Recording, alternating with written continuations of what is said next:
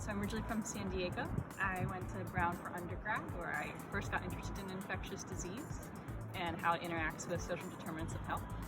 I then worked at the NIH for a year and then went to Stanford for med school and came over to Yale for residency. So this is a one-year master's that actually is new this year, and it looks at the epidemiology of infectious disease and gets you some skills that you would get for a master's of public health, but is a little bit more focused. And there are two different tracks. One is more so for people who've had clinical experience in the past, which is the one that I am doing, and then there also is a more technical master's for people who've had more data analysis in their past. Fun fact about myself. So I'm originally from San Diego, and my favorite place to go in San Diego was a secret beach where you would basically have to climb over a seawall over a sea cliff.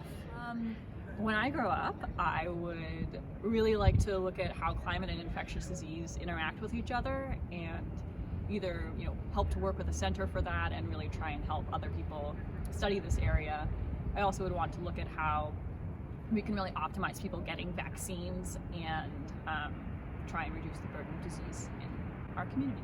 Okay. So my favorite professor so far is Mark Wininger, who does the biostats class, and he is, has this really beautiful way of both pushing his students and pushing them to be their best, but there's also very understanding of all the different things that students might be going through. So it's a really great balance, and you really want to do your best for that class.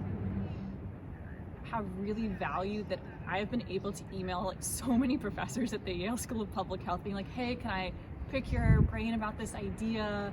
Can I talk with you about this potential project? And people are super responsive. They love meeting with students, and it's been really cool to get to know these whole different groups of faculty, and they all work really well together. My favorite thing to do is to go for a run around East Rock Park, which is about a mile just outside of New Haven, and it's a great place to overlook the city. You see the leaves changing and the spring happen, and there are lots of little critters running around, and yeah, it's beautiful with the fresh air and the river.